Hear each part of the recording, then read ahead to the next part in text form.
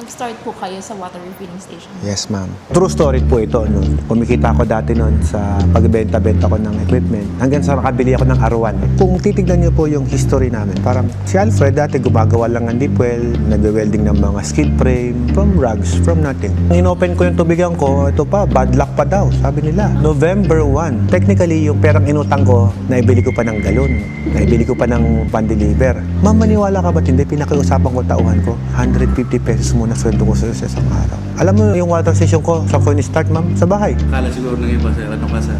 Anak mayaman? Ito yun. There's a real good and inspiring story behind those trophy. Mga videos ko, wala naman daw kwenta yun, sir. Doon sa mga taong walang pangarap. Gusto mo mag-settle down, gusto mo magnegosyo, halika, nood ka sa akin. Ituturo ko sa'yo kung paano. Kaya nga sabi ko, time will come, pag ako nagnegosyo, magpapautang din ako. Tingnan nyo lahat, walang tubo yan.